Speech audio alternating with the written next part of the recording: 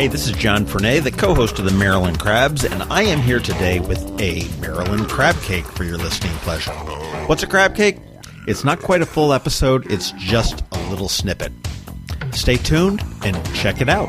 And make sure you check us out on themarylandcrabs.com. You can follow us on Twitter at MD Crabs Podcast, or find us on Facebook at the Maryland Crabs Podcast. And don't forget, subscribe, rate us, iTunes. Go there now.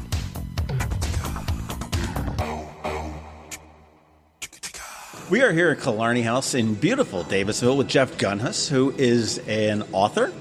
And thank you very much for coming out and joining us. Thanks for having me. Yeah, thanks for having me. I love the ambiance here.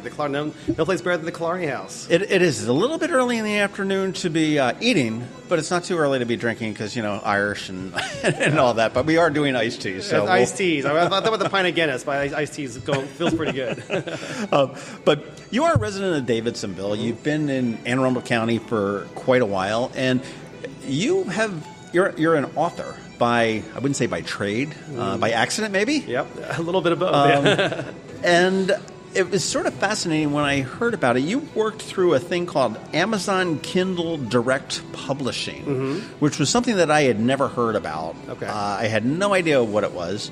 And then as we started to look in, it's like, okay, you've got like seven books that you've published, and now it's morphed into something more than what I would have thought it would be. So what is Kindle Direct Publishing? Sure. So first of all, thanks for having me. This is a great opportunity to talk about the books and share with the community. I grew up, I always enjoyed writing. So I always knew that I had a writer instinct in me. I always wanted to get my stories out there. And, some people play golf. And don't get me wrong, I played golf. I was just really, really bad at it. Okay, good. We're kindred spirits. That's right, there you go. But, for my kind of outlet, I would write books, write stories. And so I always had kind of a book in my back pocket, but I never really did anything with it. I always, kind of wrote them and then slid them into the desk drawer and left them there for a while. Then my son, I have 5 kids. My oldest son was... God bless you. I know. God bless my wife, really. Some people say she has 6 kids because they count me as one of the kids. But when he was 11, he was really a reluctant reader. He just didn't like to read, and growing up, I loved to read. That's all I did all the time. And so it kind of broke my heart that he wasn't really interested in reading it all. So I asked him, I said, if I write a book with you as the main character, would you read that book? Would you be interested in reading it? Hell yeah. He's like, heck yeah, I'll do that. I said, well, what if I made you, your age, but then made you a monster hunter who got to use a sword to chase after monsters? He's like, I'm all in. So, at 11, sure, who wouldn't be? Yeah, exactly. So I wrote that, and I write in the afternoons, and we'd wake up before school in the mornings. He'd read out loud, and he really enjoyed it, and I enjoyed writing it. And but I didn't want to go through the whole process of finding a publisher and that sort of thing. I'd done that once before with a nonfiction book, a career guide for college students. Okay. And I had a big fancy New York publisher, Hyperion Publishing, was owned by Disney. And I just... He didn't have Aunt Becky as your... Yeah, exactly. So when I had this book, other people started reading it, and so I decided to maybe get out in the world. So I looked around, I found Kindle Direct Publishing, KDP, which is owned by Amazon. And basically, it's a way to get your book out in the world in a short amount of time, and primarily as ebooks. And back then, they had a paperback version called CreateSpace, which is also owned by Amazon as well.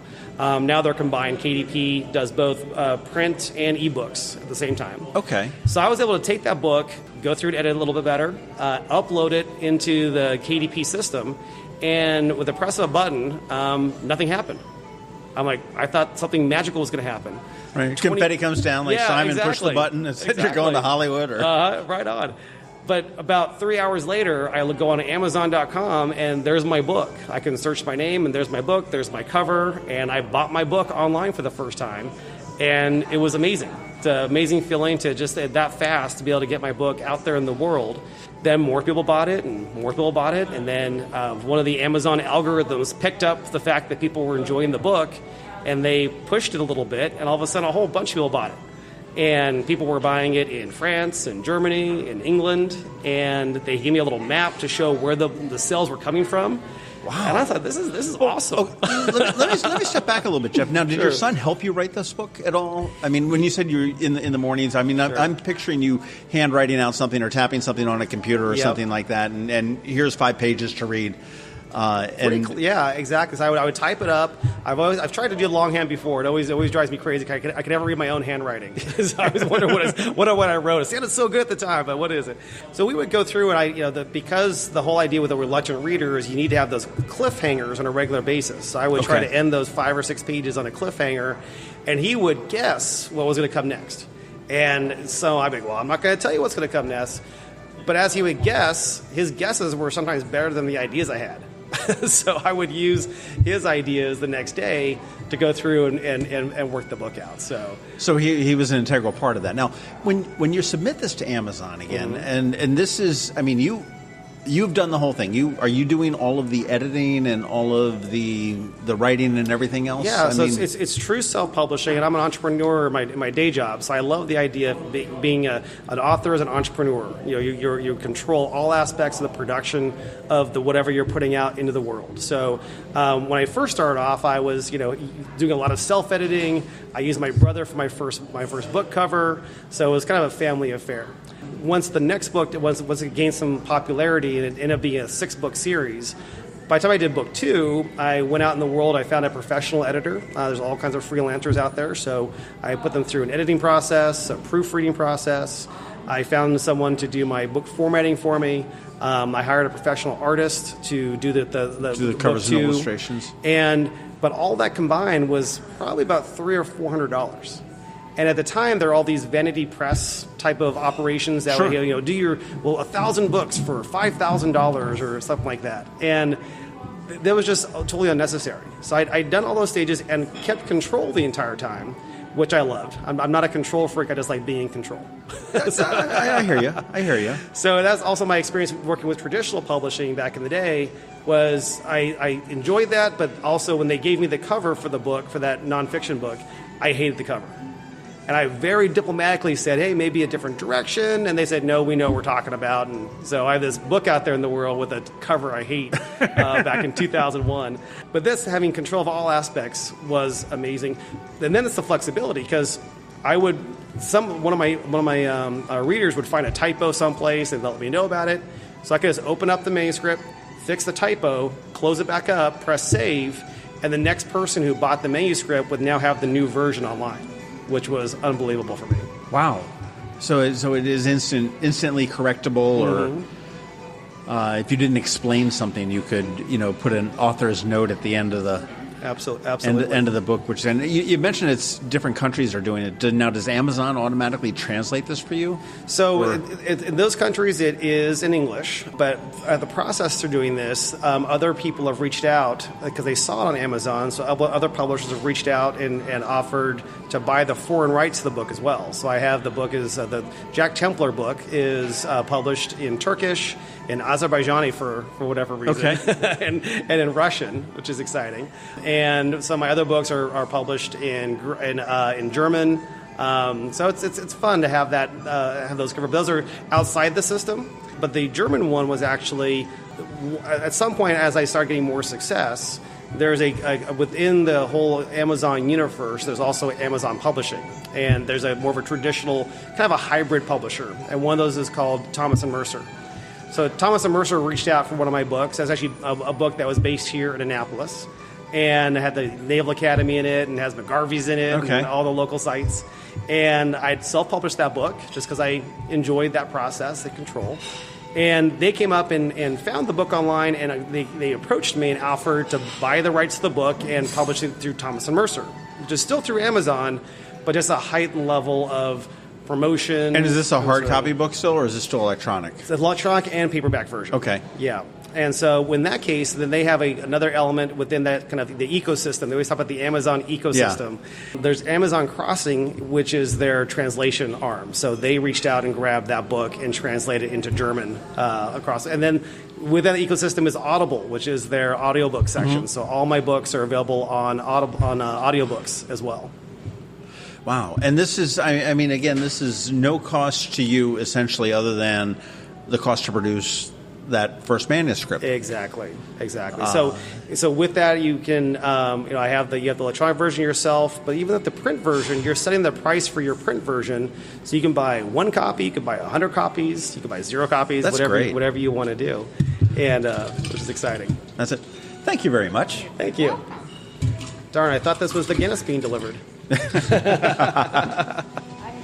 We talk about the Amazon ecosystem, and that's where they own Killarney House by the time we get out. time we get out of here. But that is fantastic. I see that you came in here today with a stack of books. I do, yeah. And Jack Templar, where did that come from? Is that a play on words? Is that your son's name? It is my son's name. So my son's name is Jack, and Templar is refers to the Templar Knights. Okay. The actual. So I tried to incorporate the legends of the Templar Knights throughout all the books. Because I've always been attracted to books where there's a combination of real history and then with the fiction kind of tied in. So you always kind of wonder where the fiction starts and stops in the books. So. And also because it's directed, those books are directed towards a younger audience, I wanted to sneak in a little bit of knowledge along the way, teach them a little bit of other cultures and that sort of thing. How many books of your first book have you sold?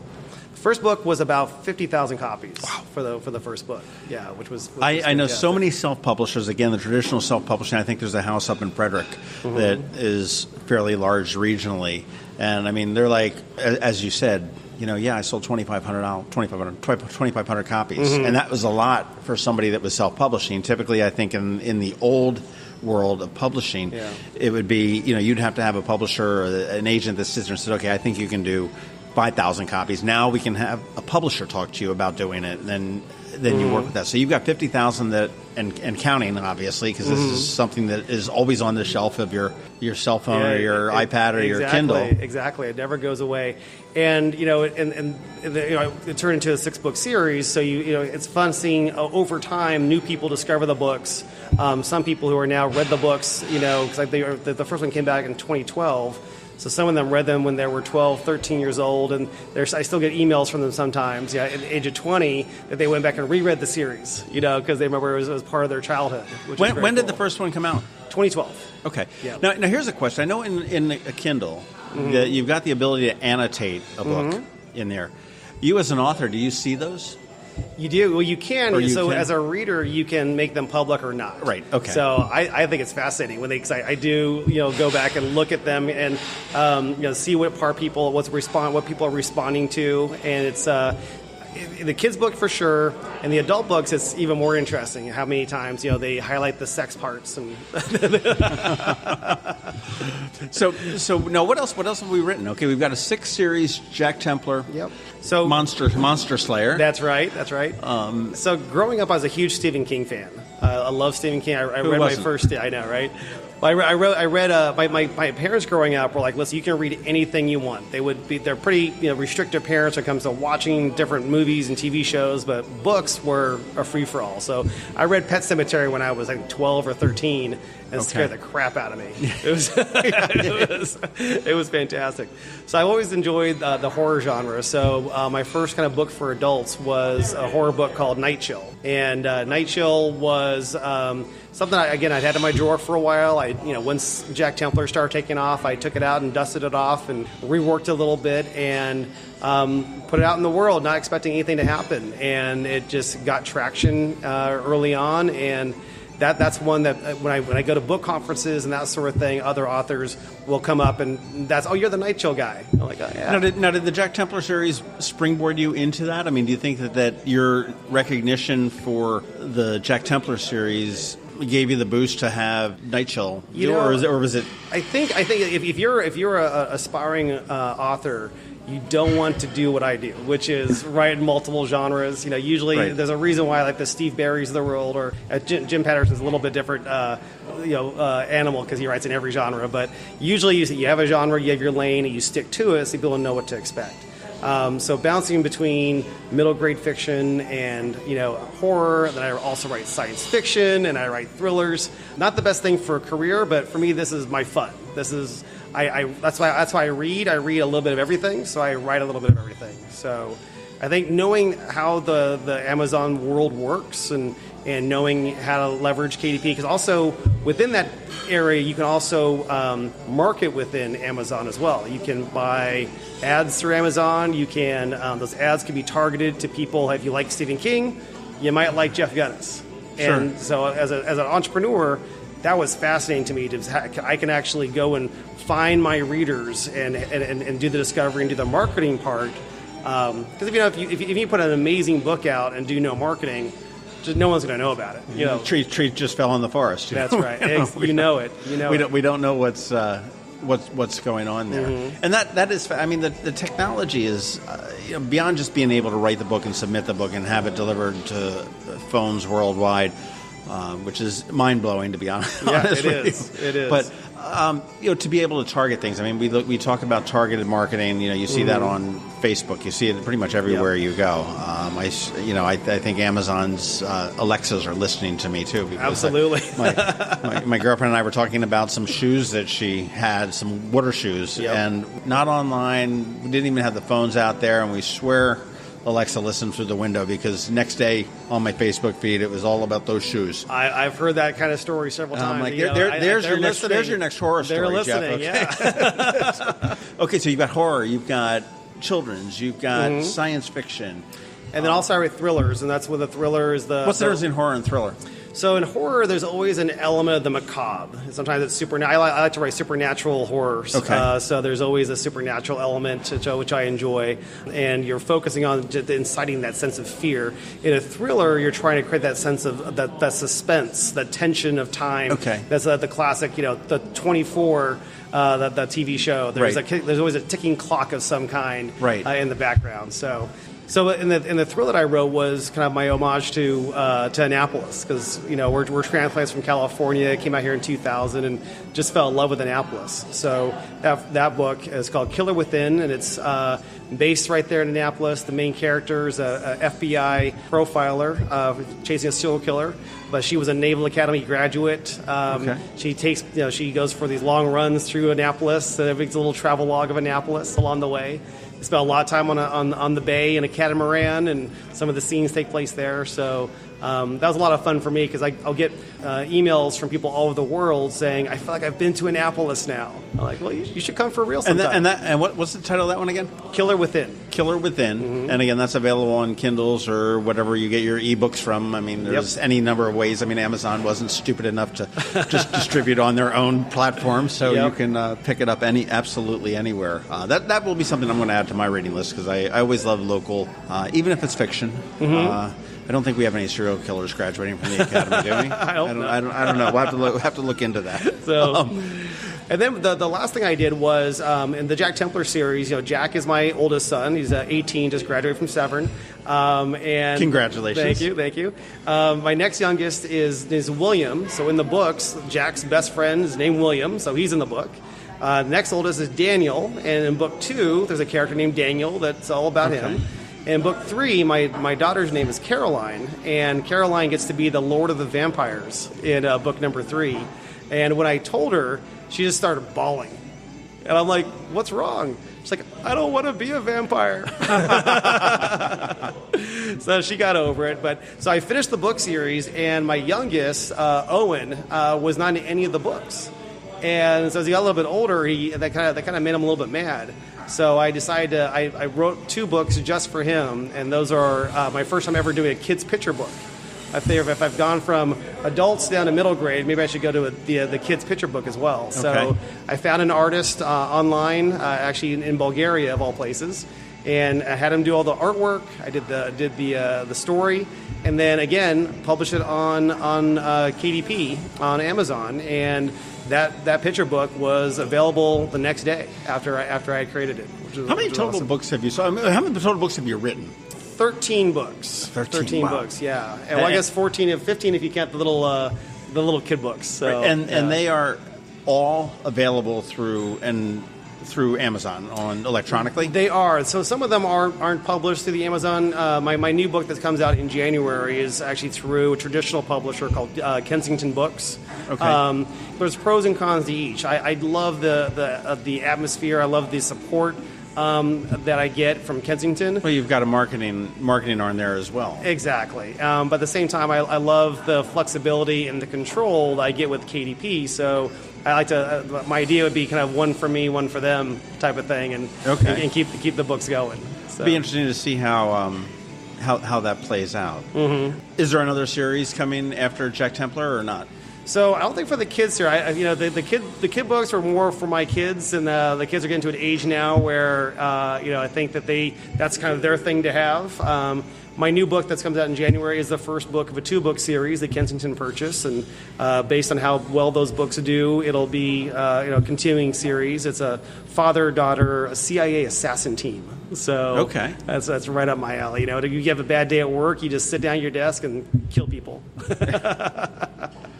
One can dream. Sounds like okay. I'm jotting that down there. So okay, go sit down at your desk and kill people. That's great.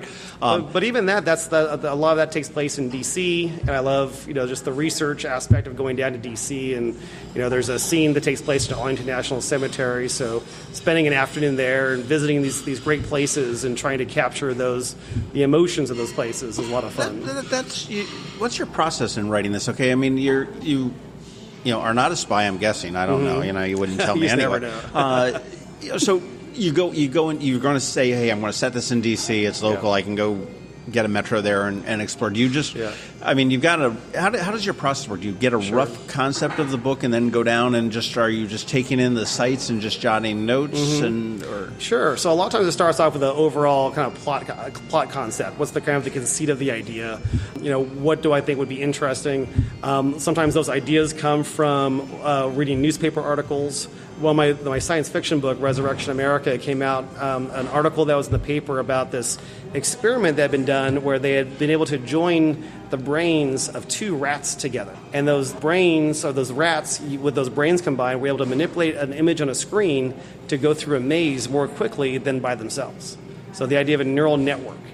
And then the implications were they would someday be able to join human brains together. Right. And so that turned into an entire novel based on that one idea of taking that to the way my brain works is how could you use that for evil? How could you use that in the future? Sure. So I start with an idea, and then it comes to character because we've all seen those Hollywood movies where it's just nothing but action and you just don't care about anything. It's just gunfire and chase scenes and who cares? Right. So you have to really have characters that people care about. So I spent a lot of time trying to craft character. I take bits and pieces from people I meet, people I've seen around and people that have been in my life and kind of grab them here and there, which is kind of fun when they recognize themselves in a character.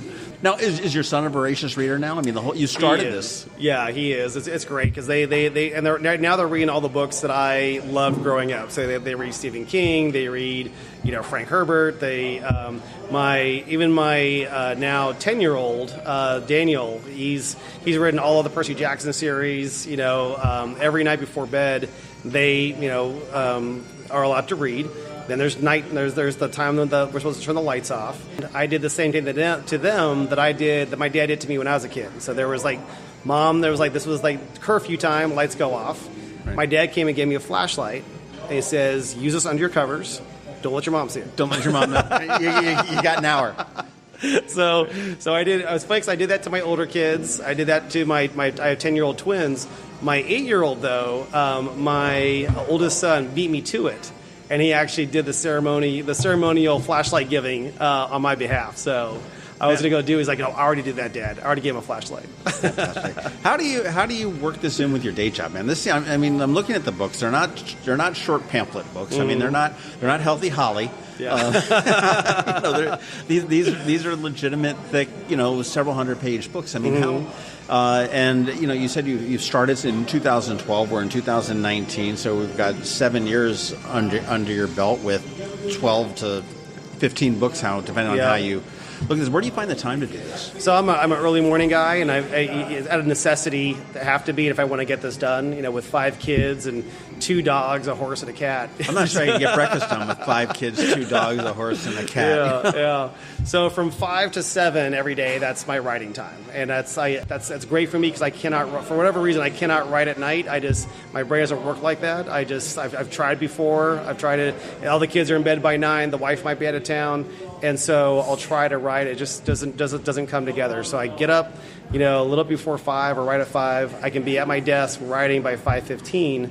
But I think Stephen King wrote a book called On Writing, which is if someone is listening is interested in writing, is one of the best books about writing you could possibly get. It's half autobiographical about Stephen King, but the rest is just really great insights into the craft of writing and the things you need to do to be a writer. And one thing he always talks about is, amateurs wait for the muse to come onto them. They have to be ready to write, light the candles, and that kind of stuff. Professionals is just ass in the chair and get to work. That is the secret to this is consistency. It's absolutely whatever it is. Let's find my creative time if that's something that drives you. It depends on, I guess, what genre you're writing for. Mm-hmm. And I do it. This is when I do it, and I do it 6 to 7 daes a week. Consistently. Wow. I did it today, I did it yesterday, I'll do it tomorrow. It's just if whether I want to or not, whether I'm hungover from the Killarney House or not. Right. Are your kids terrified to bother you during the writing hour? Yeah, they the older boys, they have to get up at 6 to get to school on time. So I'll pop out, get another cup of coffee during that, and say a quick hello, and then we're out of here. Back in. Yeah, so it is hard to get back in once you're out. You kind of get into a zone for a while, and then. But, over time, you just kind of learn to write wherever. I'll even, when I take my kids to practice, I coach them in soccer, but watch them in basketball and lacrosse. So at practice, I'll take them there. I'll bring my giant Bose headphones, noise-canceling headphones, and I'll write during practice as well. So I can nap anywhere. I can write anywhere. What do you use? Do you use a specific software to write? I mean, I've heard of different writing softwares that sort of help you sort of flow and different things. I mean, is there a specific thing, or do you just hack away at Word? I've poked around on those things. I've never found a benefit for me personally. I know other writers who swear by Scribner and those types of programs. I just bounce around on Word. You just go through and just go. Not a very fussy writer. I can have distractions. I do like to have music playing though. I listen to movie soundtracks while I write. A couple of things, a couple little tricks over the years is I try not to finish a chapter at the end of the day because starting a new chapter sometimes can be hard. Yes. So if you have how that chapter is going to end, leave yourself a little bit short, and that way you know what you're going to start on the next day. You know how that chapter is going to end. And then go forward after that. And then you get your juices flowing again, I guess, in the morning to... Absolutely. Once you get going, sometimes, you'll look up and it's an hour has gone past, and it just flies like that fast. It's amazing. Consistency. Okay, I'm taking notes here. This is... It's the hardest thing, and I would because people have asked, and sometimes I say, listen, just start with 15 minutes. It doesn't need to be 2.5 hours or 2 hours. Just start with 15 minutes a day, but every day. People always say, well, I would love to do that. I can't find the time. Well, there was a great speech given to a university in Texas by a Naval Academy graduate general, and he said, my advice to you is to make your bed first thing. And it's all over YouTube. It's make your bed first thing in the morning. You get something accomplished, and you can check that off on your box. It said that's the thing that you need to do. And I guess it probably translates into writing as well. Is that you've got to sit there. You have the consistency. You sit down, and if it is for 15 minutes, then at least you can write or get some ideas or thoughts down. You did something exactly. There's on my screensaver. There's 2 things that pop up. One says "Get back to work, loser." So if I wait too long. Little incentive.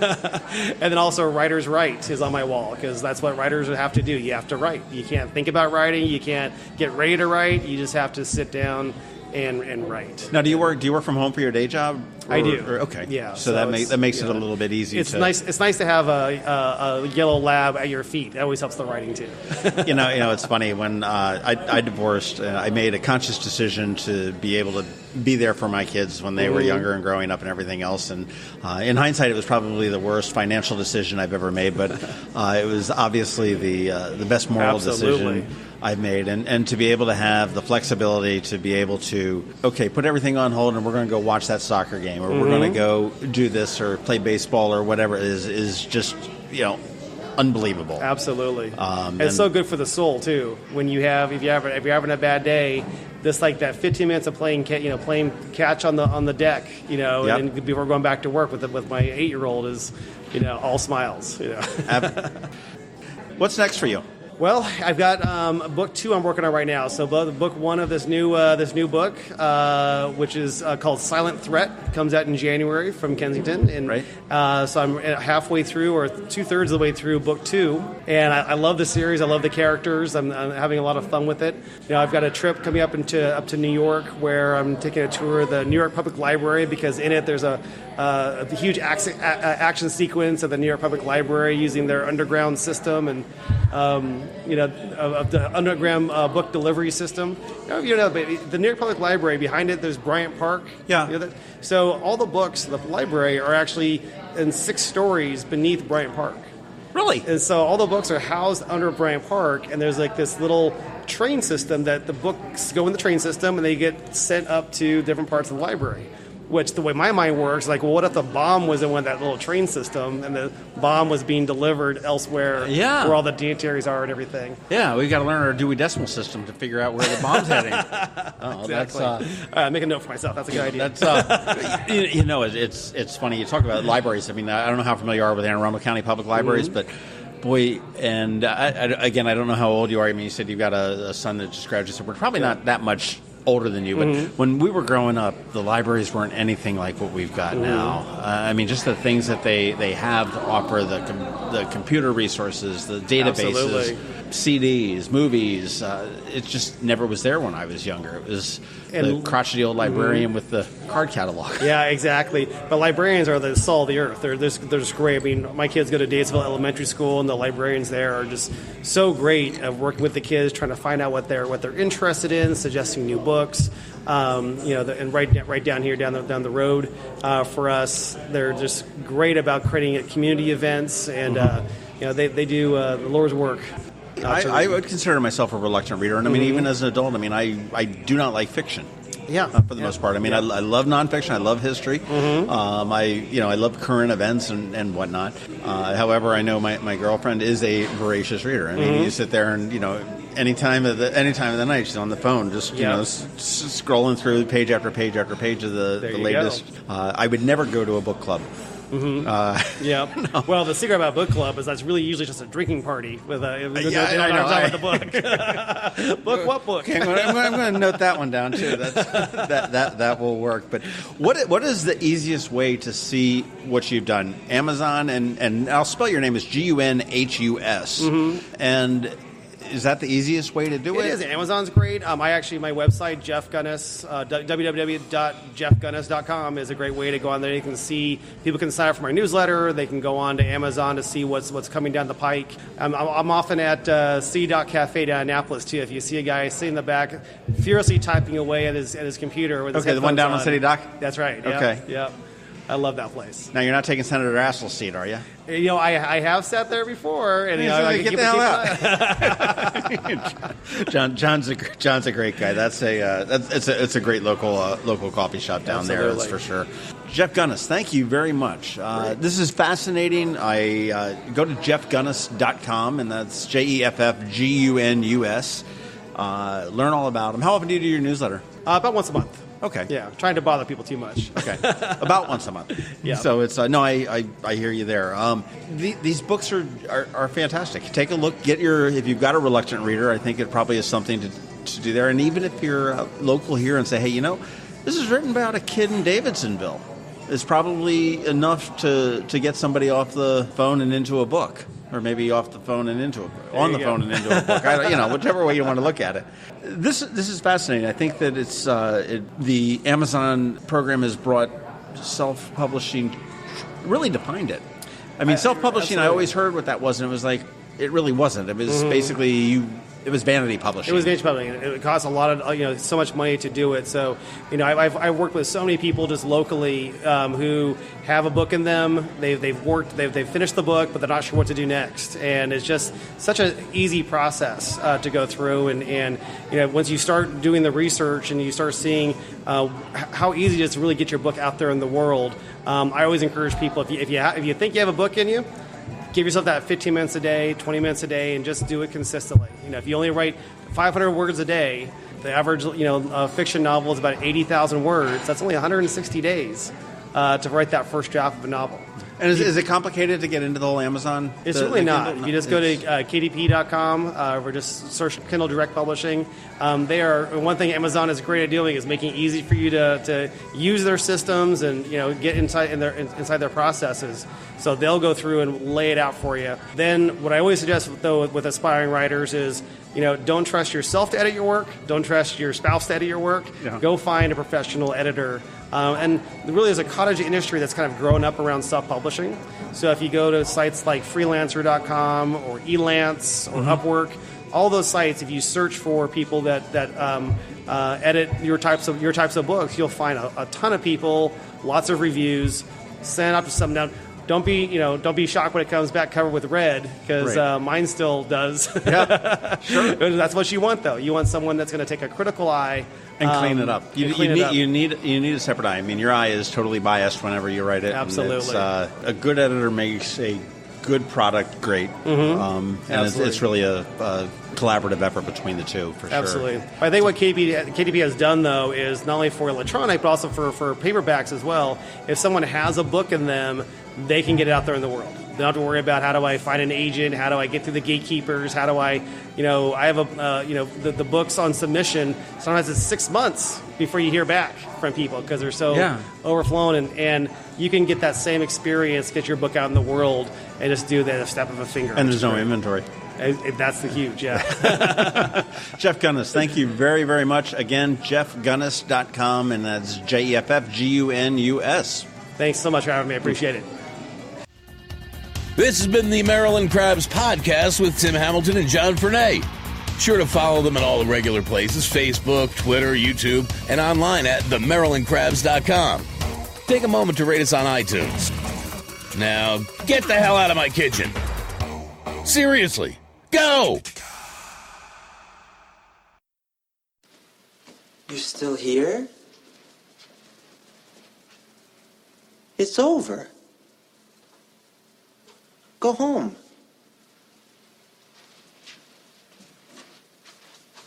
Go.